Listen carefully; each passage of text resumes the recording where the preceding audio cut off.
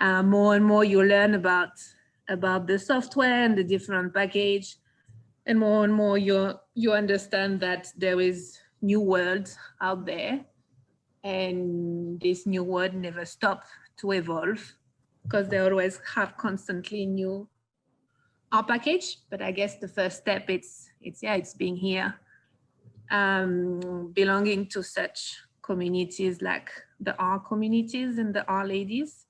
And it's really rewarding because knowing about R help you for better understanding how to analyze your data, for example, and that's improving as well your own research.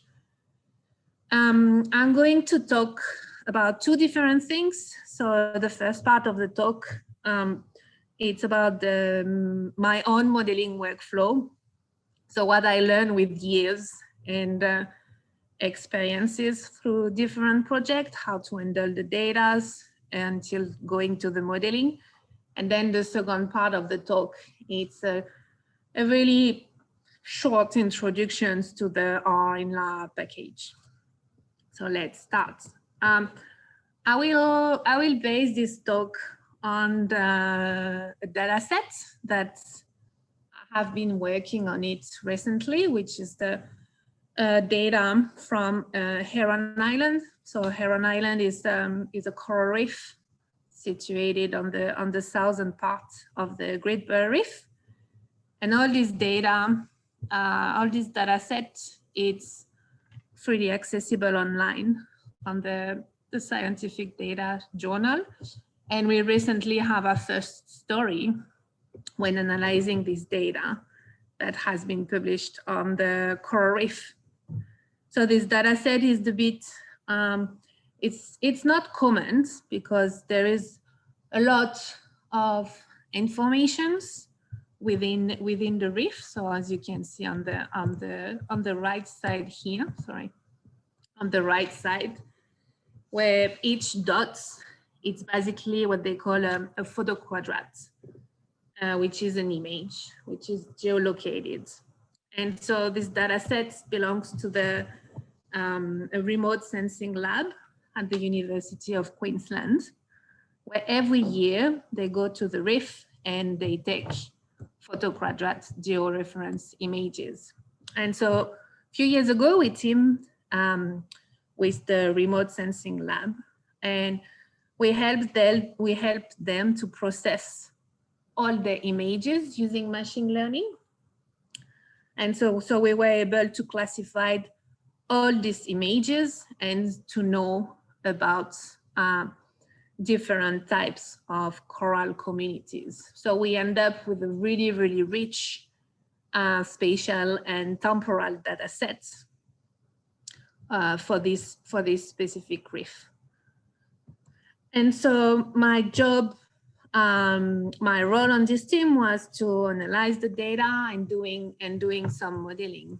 So let me try to do this. Yeah. And so the first step, it's so they gave me the raw data, and I'm just going to start to illustrate the workflow in this way, explaining what I was doing with this data. So usually when I get the raw data for projects, the first step is to prepare the data in the format that we want. So I usually have a folder in my machine with the name of the project, a folder called script, and then the first R script that I create, it's usually called data prep. So the format of the data you typically get in ecology, it's what we call a wide format, where each row, it's a single observations, and then you have many columns. And here that's how this data table look like. So with some informations about the metadata associated to all the images, and then all this weird name you can see was all the coral community, the reef community, that's were classified automatically by the machine. So usually the first step when you work in R is you not necessarily want to work with data table on the wide format, you want it on the long format. And so for this, there is a simple function called gather for the dplyr package that I usually use. So it's really 3 lines of code, and that's help to go from the wide format to the long format. And so here I was able to, I end up with almost 2 million of row and 13 columns. So should not be worried about dealing with this kind of big data table in R, because R can handle it pretty well. And so from there, I start to usually to learn about the data, and it's really a slow process. You really need to take your time to do all of this, because this is the time for you to find the mistakes in the data. It's much easier to find the mistakes really early like this, and going back to your co-author, going back to the owner of the data if it's not yours, to try to ask for explanation, because most of time these mistakes in the raw data, and you get in a lot of struggle when you find it right at the end that there is a mistake in the raw data and you have to start everything again. So it's really where I take my time and I look, for example, I use some really useful command on the dplyr package as well. So here, for example, I was asking for how many reef communities are into this data table, so 43. So if I'm able to count this number of columns here, was counting 43. Another really useful command and a critical step to do is to look for the missing information. So the NA, making sure that you know about the NA. That's a command, that's a function from the pure package, which is really easy. It's just counting the number of NA for each columns. And so if you have the presence of NA as well, you need to go back to the owner of the data and asking if it's real missing information or if there is some missing data somewhere, and making sure that you're really clear that this NA, they have a sense for you. That makes sense. And also what I like to do is,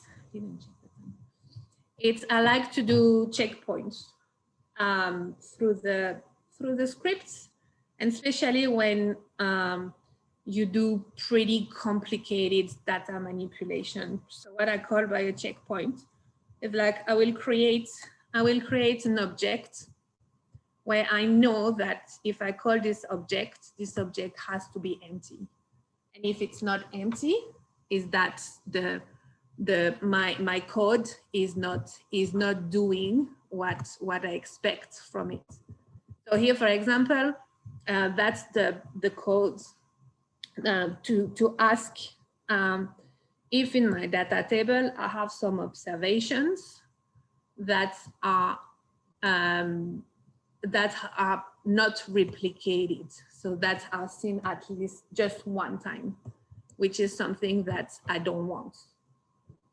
And so when you run your script, you always sure that having this empty character here or this empty object, and you know that if it's the case, you just keep going. If it's not the case, you go back to your script and you make sure that you are doing the right thing. And so when you are happy with them, can you move that? I don't know if they can see. Anyway, I will. If you're happy with about the format, and you are sure that everything makes sense to you, this is where you save your data as a new data table called data ready. And so here, that's the first step of the workflow. So from this script, you have an input, the data, you have an output, the data ready. And then you go to the next step. And so usually the next step is where I visualize the data, which is also like a step that takes time, because that's help you also to learn a lot about the data. So usually you visualize the data in time. So that's, for example, for the study, that's the trajectory of different types of coral through times. And then the key step here is to always, there is something here, sorry. It's to always save your plot. So you should have as well a folder. If you were able to see here, you should have as well a folder in your project called figures. And every single figure you do, you save it. Because that's really useful if you want to discuss about it with your co-author, or if you want to go back at one point, you already have this figure somewhere. And so you can plot the data as well at different level of observation. So that was, for example, for the whole reef, and that's for different sections of the reef. You can plot also your data through space, because each observations are georeferenced. And the same thing, looking for some mistakes if the data are locating where they are supposed to. And for this, I really enjoy working with these two libraries here, the leaflet and the map view, because it gives you like an interactive map. So for us, when we work at an image scale and with the size of the Great Barrier Reef, it's really nice to be able to zoom in and to zoom out, and making sure, for example, you don't have location in the middle of a highway on the coast. And so the output usually of this script, it's a lot of plots which are saved into your project. And then you start the modeling. And so you know about the data, you know the data are in the best format, and usually the script for the model, what I like to do is having something really short. So that's basically, this is basically the whole script for the model.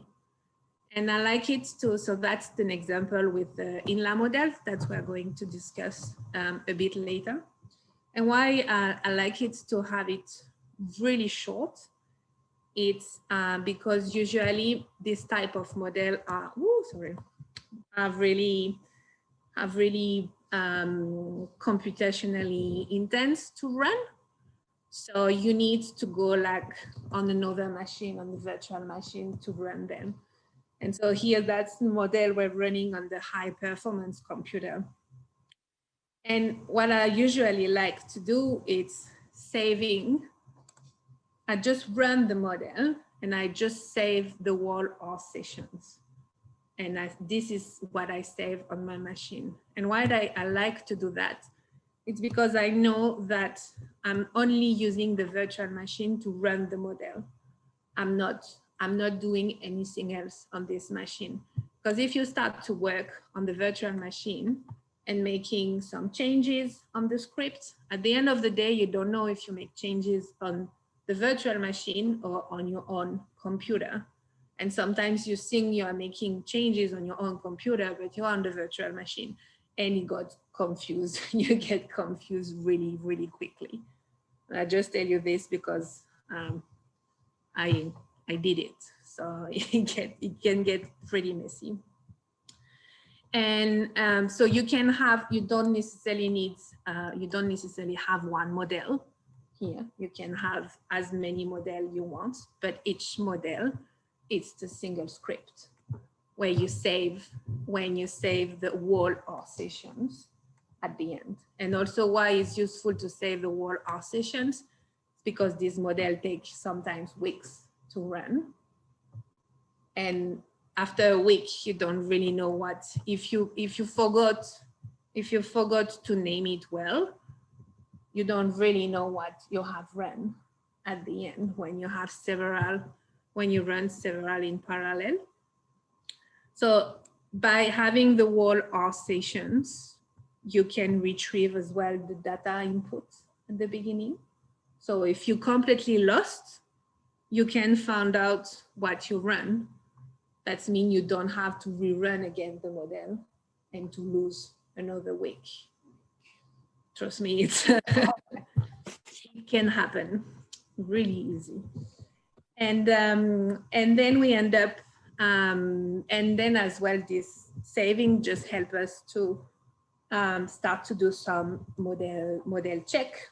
So here you have the model check. So the input for your model check is the R sessions that you saved previously. And you can do whatever checks it needs to be done. So some of the checks, for example, how well your model fits the data. So here that's the observed value, and that's the fitted value, and that needs to follow the red lines. And just an advice, it's when you're doing some modeling, this kind of information is absolutely needed in a paper. If you don't provide this to the reviewer doesn't necessarily know how good is your model. So everything you say about the model, it's not necessarily trusted because the model can just completely underfit or overfit the data, for example. And then also you can look at so that's just plots of some model parameters, how they look like, their distributions. That's how the model estimates the data. So here, usually the convention is that the thick lines here, that's the predictions for the model. And the shaded area is the uncertainty from the model. The dots are the observation, average at the scale that you want. And then you'll have the standard deviations or the standard error, whatever you want to choose. And so yeah, that's my my simple modeling workflow, who basically look like this. And it's pretty structured, but it worked well. And because I can always go back to everything and I know what I'm doing, that means that I'm not really worried about looking for the data, about looking for some of the model outputs. So that means that I can concentrate on something else. And so within the script folder, usually there is a minimum of 4 scripts that helps to go through the wall workflow. And so that's the end of the first part of the talk. I guess we will go through the question after. People have questions now. I think there's nothing in the chat. So. Okay. Yeah. Okay. So I will. The slides will be shared anyway. So if you need anything, and so then we go to the R-INLA package. So the R-INLA package is a pretty new and powerful package that it's based on an algorithm called integrated nested Laplace approximation. So when you work with INLA, you work on the Bayesian world, and working on the Bayesian world. Usually there is another statistical algorithm that is used in INLA, which is called the MCMC, which is for Markov chain Monte Carlo. And it's the algorithm that is used to estimate the model parameters. So the same way that the maximum likelihood, for example, in the frequentist way. And the idea behind INLA is that it is much faster than the MCMC. So when you want to build complex model with big data sets, like the data set, like the Heron Island survey I just showed you, it's a really good alternative. And just a heads up, because we are in the world of Bayesians, we can't forget about the p-value. So that's I really like this drawing, because I really think that sometimes that's the face of some reviewers when we try to publish in an ecological journal, and when they ask us to provide the p-value for our analysis. I'm not going into the details about why in Bayesian you don't have p-value, but if you want to use R-INLA and if you are looking for the p-value, I think the responses of your questions is pretty self-explanatory in this drawing. So you can't see, but basically it's a, so do you have the p-value? It's saying no. Say, can you provide them? And you say no again. So that's R-INLA. That's the Bayesian word. So I started to work with R-INLA not a long time ago. And I have to say that we usually say that R-INLA is a beast. It's not an easy package to handle, mostly because it has been developed by pure statisticians, theoreticians. And it's not necessarily at the stage yet when it's shared enough with applied scientists, like us quantitative ecologists or the applied scientists. So I found it really hard to handle it. But there are still some amazing resources online that have to be read before using the package. So the book from Paula, it's not about ecology, but she was really about like to describe all the different types of spatial and spatial temporal model that can be computed using R-INLA, and then she plug it with a Shiny visualization. So in just this book, you have all the content to just not only fit your model, but as well visualize your data and your output in the best way.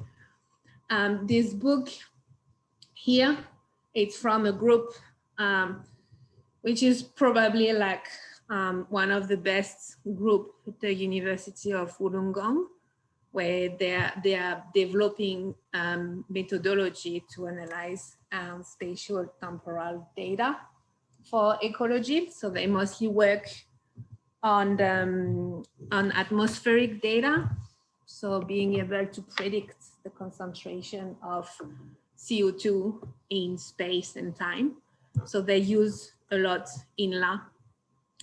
The book from Paula, you have a lot of chapters that they are free online. If you look for R-INLA, you will probably find this book straight away, which is the R-INLA book, completely free online. And that's more blog on the post by Chris Brown at the Griffith University, where he used R-INLA for specific example, and they have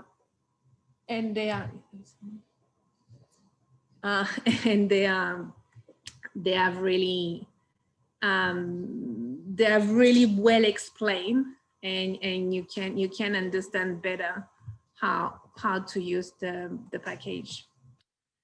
And so why I'm using R-INLA mostly, it's because I'm interested in the coral data, in the heron data about the spatial autocorrelation. So spatial, sorry if I don't say it in the right way, but so this type of autocorrelation is based on the first law of geography, which says that everything is related to everything else, but the things that they are closer to each other will tend to be similar, which is, when you think about it, it's applicable to a lot of things. For the example of coral reef, you will tend to have the recovery of corals will tend to be more similar on the reef, that they are really on two corals that they're really close to each other, because they probably share the same history of disturbances,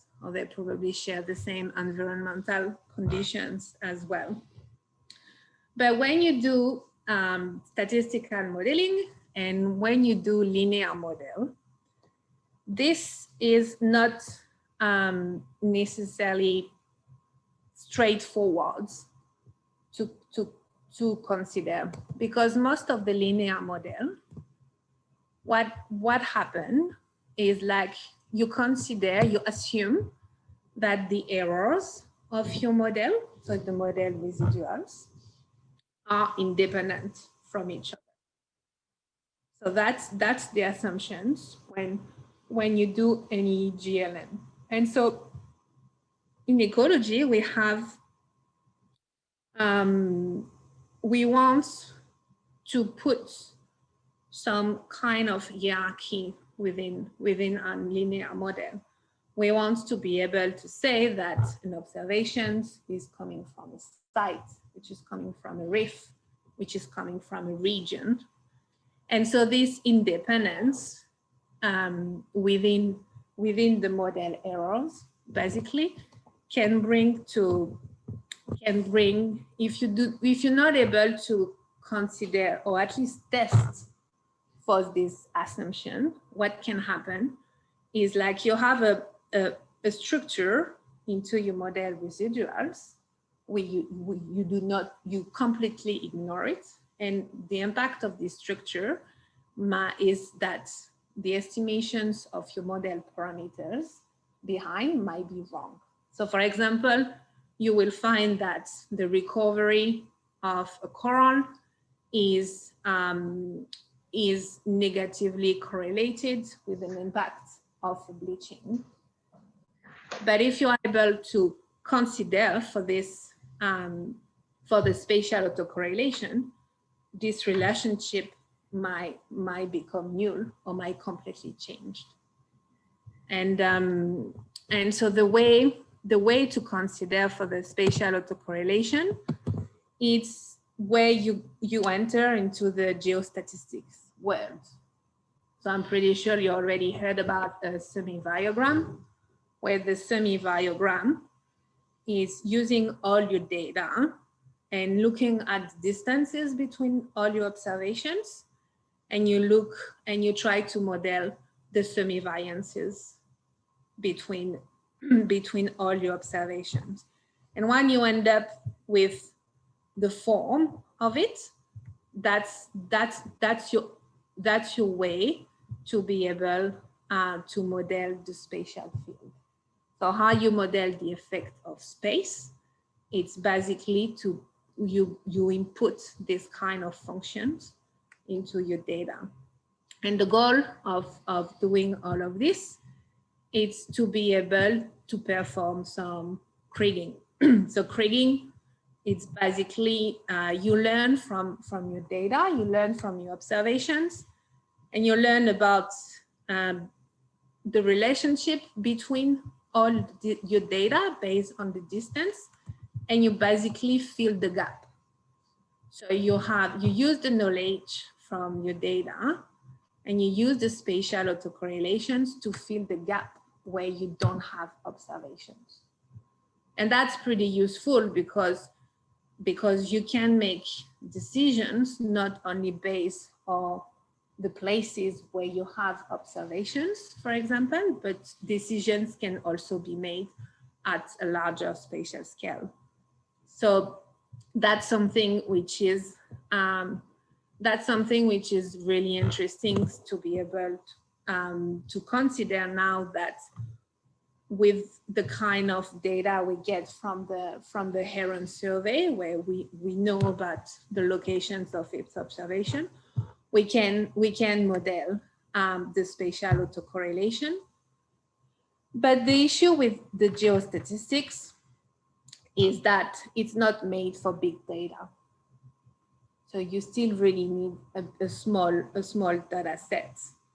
And so that's basically why R-INLA is there, because INLA has the unique way to reproduce what the geostatistics are doing, but where you can run it basically when you have millions of observations. And so here, so that's me only focusing on the spatial model for the coral recovery based on the Heron survey, and don't pay too much attention of the two first equations, but basically into the model. So that's a GLM model, but there is a random effect for the space and the time. I'm only going to focus on the space here. And so what INLA is doing is INLA is modeling the space using a stochastic partial differential equation, SPD. I'm not going to go into the mathematical equations of the SPDE. There is a lot of resources online. It's just the way that's they done. And it's the major aim of this model is to learn about the spatial autocorrelations of coral recovery and to be able to predict the trajectory absolutely everywhere across the reef of Heron Island. And so from now, when you understand this, is just you use INLA as the recipe. So to build the SPDE, so the spatial field, you start by building a mesh, what they call a mesh. So the mesh is basically a small triangle where the more informations you have, the more observation you have within a triangle, the smallest the triangle is going to be. And so this is a trick of INLA to be able to approximate a continuous spatial field, but not ending up into like a massive, using a huge computational time.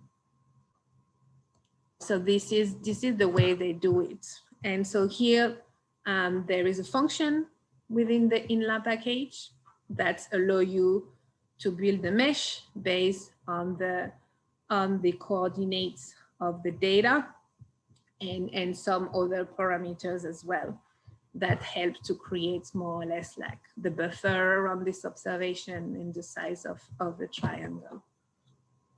And so once you have the mesh, you are going to project within this mesh basically the spatial field. So we use a correlation called the MATEN, which is a type of this correlation here, but unfortunately is not there, but it's another type of semivariance as well.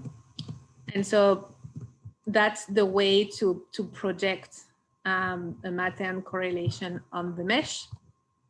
And then this is purely technical. You build an index, and then you build a mesh, which is based on, can I move that?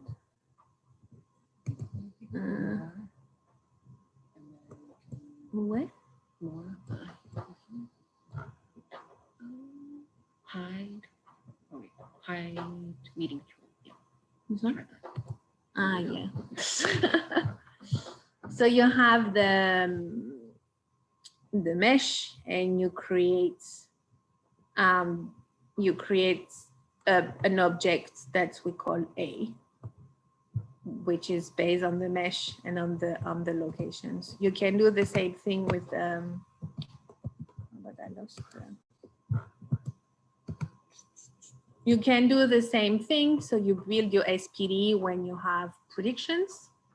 So here that's the map of Heron Island, and I want to predict on all these different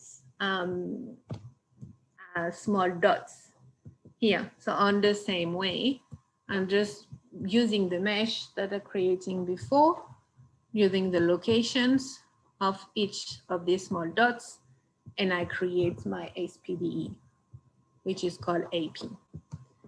And then the trick with R-INLA is that you have to stack everything before calling the model. So the stack is just, you just have informations about your data. You have information about the SPDE that you just created, everything you want to put as an effect in your model. And the trick here is to have a tag for later on. I'm going to explain you why this is really important. So you have a stack for your observations, you have a stack for your predictions, and you stack the stack.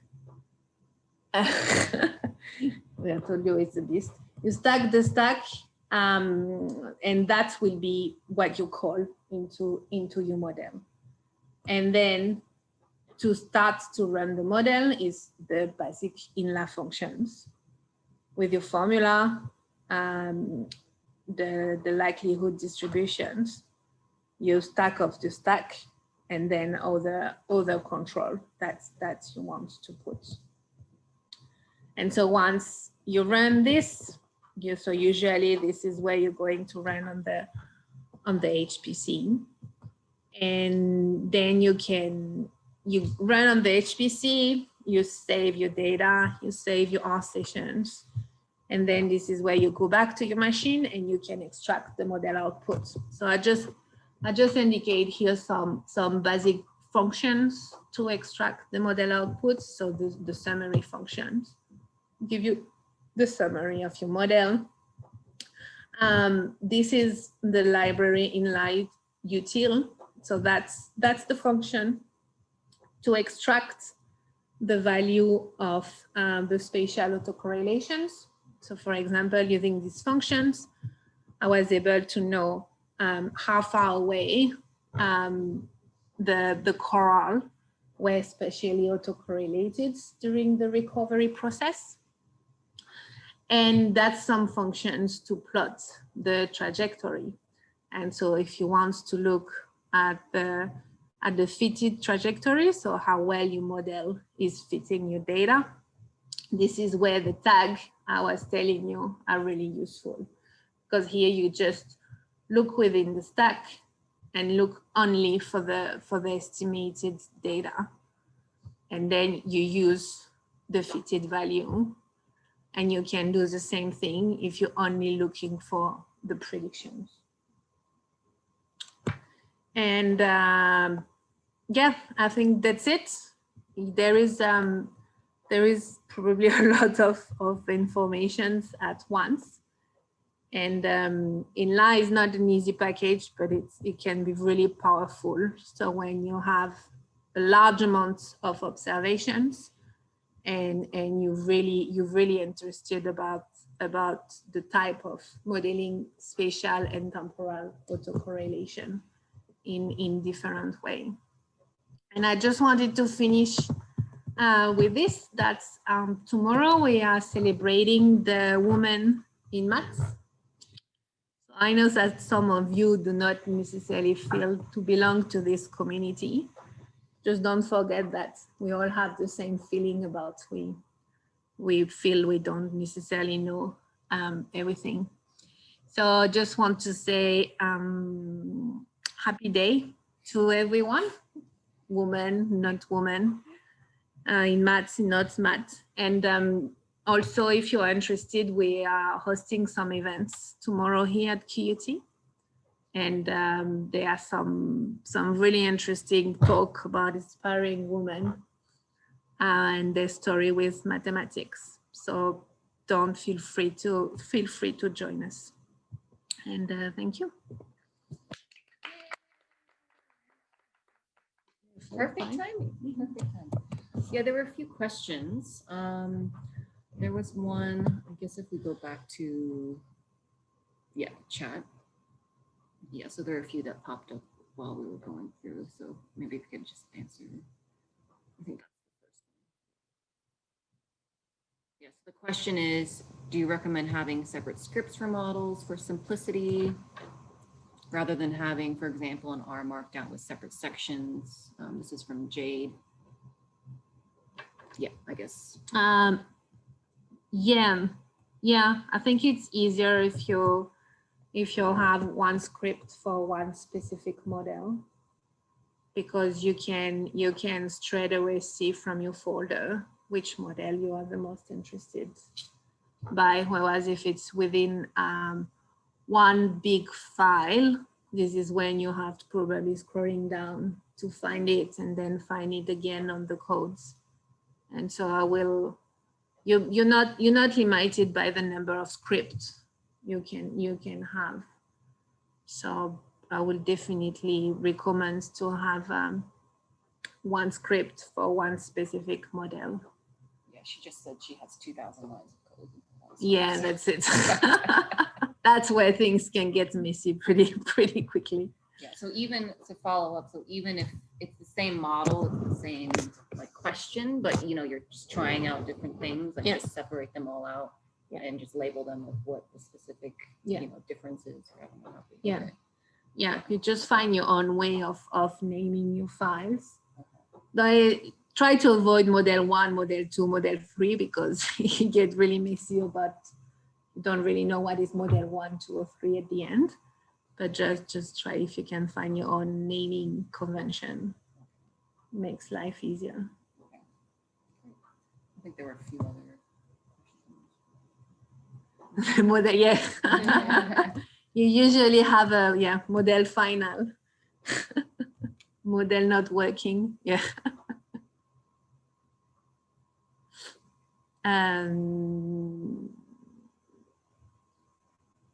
why R-INLA does not have a p-value? So in the world of Bayesian, I will just go like pretty superficial here. In the world of Bayesian, you end up by estimating distributions. You do not estimating just a single value like you do in the frequentist way. And so what you're interested in, the p-value, it's usually it's based on hypothesis tests. So when you have a null hypothesis, and then if your p-value is and your p-value rejects or accepts your null hypothesis. And this is not, we're not working at all with this kind of approach in Bayesian. So we used distributions estimated by the model, and the width of the distributions just represents the uncertainty that you have. So let's say you have a growth rate. And so if your growth rate is positive, so that means the whole distributions is positive. So the 95% credible interval do not cross 0. You assume that you have a significant and positive effect for your recovery rate. And if everything is negative, you assume that your effect is negative. So there is no need of a p-value because there is no hypothesis underneath this. You basically just work with the uncertainty and how much you are able to, knowledge you are able to estimate based on the width of these distributions. I guess.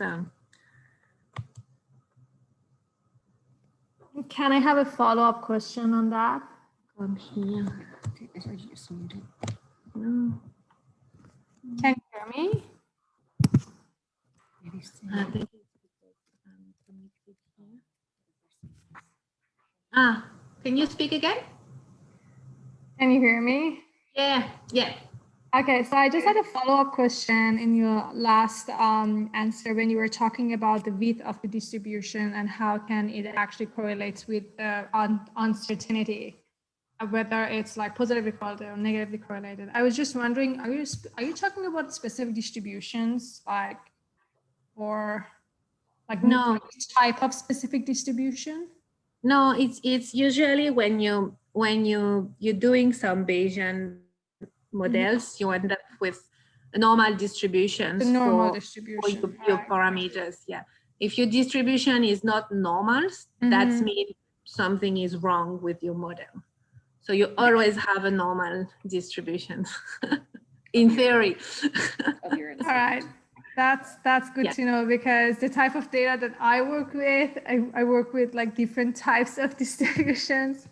So you never know whether, like, if it is not normal, then it might be any other kind of data. I work with transcriptomic data anyway, so Yeah. it's totally different from what you're working in. But it's really like the distributions of the model parameters. Oh, So got that's you, the got you. output from the model. It's nothing related with the To the actual data. Yeah. Got you. Yeah. Thank you. Good questions. There was another question about, if we scroll up a little bit. Yeah, that one. What are the advantages of using INLA as opposed to other machine learning algorithms? Can you...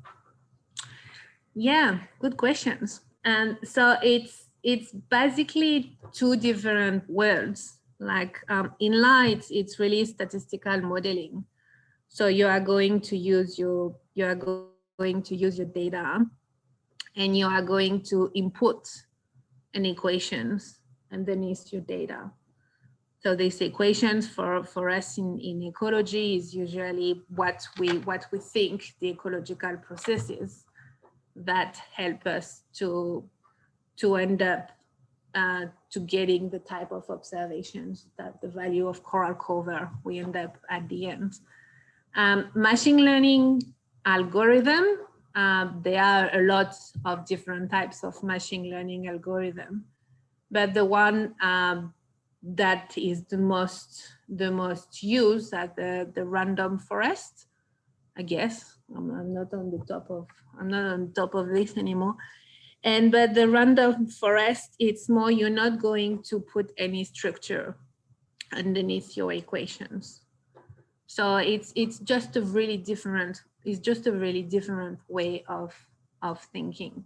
So a random forest, you are going to end up with some interesting effects, but this is something which is really related to your own data. So if you put different types of data, you're probably going to end up with different types of conclusions. That's how I understand the most differences. Right. There was one other maybe at the bottom. Yeah, it differs from GAM. So how does INLA different from GAM, which is general additive models? Yeah. So the GAM, you can definitely compute a GAM model using INLA. This is not forbidden at all. But the difference of the model that I show is the GAM model, the same way you really have different types of GAM model, but let's pretend that you're doing one where you basically do not put necessarily a known structure. So the GAM model will try to fit the data. That's the job of a GAM model. So you are going to put more or less flexibility into your GAM model, but the job of the GAM model is only to fit the data. So if there is an increase in the trajectory, he will put a spline to consider for this increase. And the difference is it's another purpose. Basically, here for the spatial recovery model, we're not necessarily interested to fit the data. We are interested to learn about the structure of the data, the underneath structure of the data. And obviously we have to fit the data as much as we can to make sure that the model is doing and is telling us what we expect. But the main aim of the model is not to fit the data, it's to learn.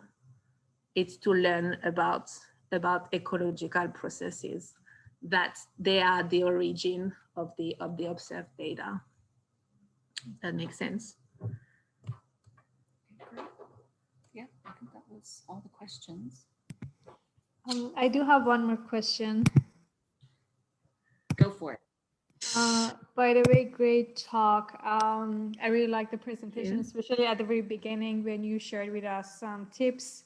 Like I really like the checkpoints when I code, I do check every now and then the output, but like having that empty character there, I think that was really brilliant, which I think I'm gonna use in my coding as well. And I saw the tips on switching between your local computer and virtual machine. I think we've all been there, and it's really good to always save whatever you have done and version control to make sure that like your future self would actually thank you if you save everything, so you don't have to sort of track back whatever you have done. I think my question was when you were talking about going from wide table format to long format. I was just curious to know what is the reason of like changing the format, and also is it the same as transposing a table? Yeah, kind of. Yeah. Yeah. And okay. And so I think the second part of question is, if yes, then why would the dimension of the table would change? For instance, if it is like 10 into 20, if you transpose it, it would be 20 into 10, right? Okay, so it's not transposing. Okay. No, that's mostly because of the dplyr package, the tidyverse. So it's all the functions from this package are based on a long table. And so basically the number of the rows just increase because you are going to repeat each time the same information. So let's say you have you have 2 columns, and then that's mean you put the 2 columns into one, so you gather like this, but all your informations about the metadata for images are going to be repeated 2 times. So in this example, I have 43 columns that I put it in once. So all the informations about the images are repeated 43 times. Got you. And that's why that huge number of rows. Yeah. Yeah. Got you. Yeah. Which is, and when you get this and you use the function from dplyr, you just can do like manipulations after manipulation, and it's once you handle this package, it's really easy. Yeah, it's more straightforward to do manipulations. Especially if you're dealing with like large tables and everything. Yeah, yeah, and awesome. complicating formatting that you want to do. Yeah. Great, thank you. Pleasure. So another question, how do you approximate how much time it will require you to run your model? Do you set up a specific virtual machine to run the model? Yeah, there is, yeah, we need to answer the R question after. Evie. So usually, so here we have a chance at QUT where we have access to a high performance computer. So if you belong to university, you probably have as well this IT access. And usually so it's a really, really high power where you can run really heavy things, heavy modeling really quick. But usually what I do is when I know that I cannot run it into my machine, I'm going to run only like a sample of the observations. So let's say 100 observations, and I'm going to run this on the virtual machine, and I will know how long 100 observations, how long the model needs to run for 100 observations, and then I multiply this time by the total number of observations. And so usually when you go to the HPC, they ask you for how long you need to have the power. 4. So this, you have to do these calculations anyway, because you need to know if you need 24 hours or if you need a week or if you need even more.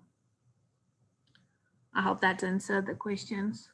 Okay. Yes, Julie, thank you so much. That was great. I'm at RMIT, but sometimes the machines are not available, or like there's a queue. And when I was writing my thesis, I needed to simulate large data, and I had to do it in my home, and I had to divide it up between 3 different computers to run it for like days. So yeah, that's why I was curious how you are handling that. Thank you so much. Yeah, pleasure. I think there is other questions. Can you recommend a good online resource for beginner to INLA? Yeah, that's exactly what I try to explain. Or is the most of the book do not explain the basic concepts, because they're written for statisticians and by statisticians.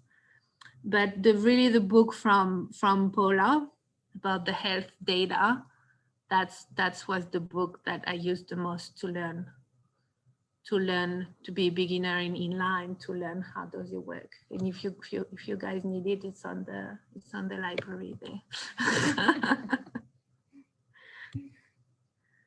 Yeah.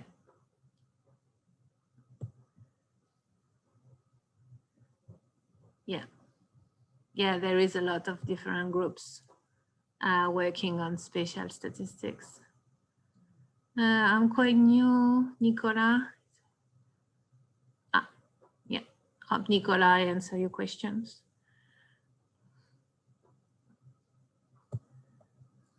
Woohoo, yay, Our Ladies Brisbane. I feel like that's a good place to end it, because it is 6:30. And so virtual clap and real clap in the real room for Julie. Great talk. Yes, I think the slides will be posted on our GitHub tonight, maybe, or if Julie can send them to us sometime, before the end of the week. And we can maybe send that out to everyone who RSVP'd. And yeah, with that, thank you so much. Have a good night. Thank you. Have a good night. Bye. Thank you, bye.